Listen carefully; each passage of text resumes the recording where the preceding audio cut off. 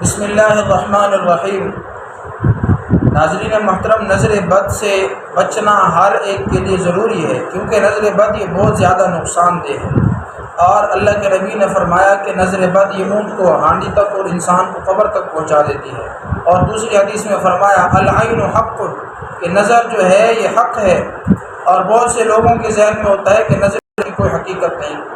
تو اللہ کے نبی کی حدیث ہے کہ نظر بد حق ہے، اور بہت سے لوگوں کو نظر بد کی وجہ سے لوگ کہاں سے کہاں پہنچ جاتے ہیں، اور لوگوں کے چلتے کاروبار ختم ہو جاتے ہیں، اور چلتے ہوئے گھر وہ اجڑ جاتے ہیں اور ختم ہو جاتے ہیں۔ ان کے سارے مشکلات، پریشانیاں، مصیبتیں وہ اس نظر بد کی وجہ سے بن جاتی ہیں۔ تو نظر بد سے بچنے کے لیے سب سے پہلے کیا ہے کہ ہم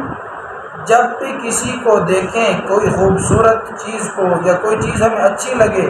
یا ہم نے کسی کو کوئی نئے کپڑے پہنے ہوئے دیکھا، یا کسی حالت میں اچھا لگا، ہمیں کوئی چیز اچھی لگی، کسی کی زمین دیکھی، فصل دیکھی اچھی لگی،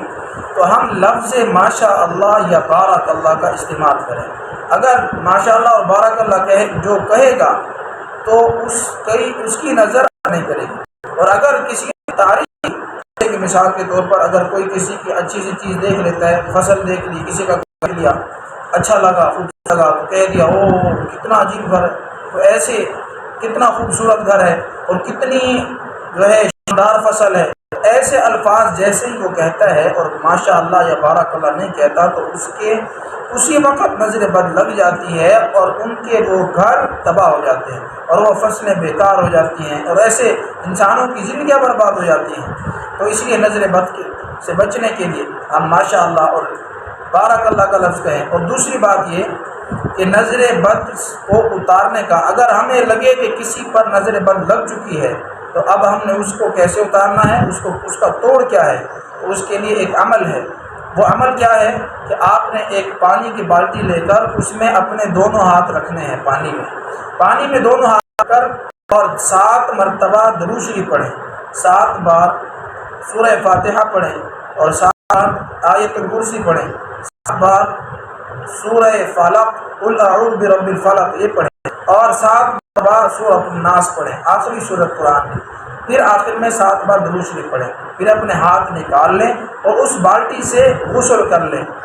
جس پر نظر بد کا ڈر ہو کہ اس کو نظر بد لگ چکی ہے، تو وہ اس طرح کا عمل کرے، اور اگر یہ غسل والا طریقہ نہ ہو تو یہی اعمال جو میں نے بتائے، ان اعمال کو پانی پر دم کر کے پئیں، اور مریض پر دم بھی کریں۔ یہ اب اس کے علاوہ ایک اور طریقہ ہے، وہ یہ ہے کہ اگر آپ کی اولاد کو نظر لگی ہے، اور آپ کو یہ لگتا ہے کہ ہماری نظر لگی ہوگی، کیونکہ ماں باپ کی نظر بھی اولاد کو لگ جاتی ہے، تو اگر آپ کو ایسا لگے تو آپ ایسا کریں کہ دونوں ماں باپ والدین نماز کا وضو کریں، نماز کا جو وضو کیا جاتا ہے وہی وضو کر کے اس وضو کے پانی کو اکٹھا کر لیں کسی برتن میں، اور اسی پانی سے اس بچے کو غسل دے دیں۔ تو جب اس کو نہلا دیں گے اس پانی سے، تو انشاءاللہ اس پر سے نظر بد کا اثر ختم ہو جائے گا۔ تو یہ طریقہ ہے نظر بد اتارنے کا۔ اور کچھ لوگ کہتے ہیں مختلف طریقوں سے اتارتے ہیں، اور جو ہے مختلف طریقے استعمال کرتے ہیں، کوئی جو ہے مرچوں کے ذریعے اتارتا ہے، تو یہ اس کی کوئی حقیقت نہیں ہے، بہرحال لوگوں کے تجربات ہیں، لیکن اصل جو عمل ہے وہ قرآن و حدیث ہے، وہ قرآنی آیات ہیں، سب سے بڑا علاج قرآن ہے۔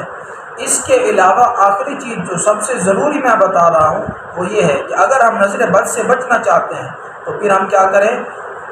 29ویں سپارے کی دوسری صورت ہے سورہ قلم، اس کی آخری 2 آیات کو صبح اور شام جو بندہ 3 مرتبہ پڑھتا رہے گا، 3 بار پڑھ کر اپنے اوپر دم کر دے، اس کو انشاءاللہ کبھی نظر بد اس پر اثر نہیں کرے گی۔ تو یہ اعمال ہم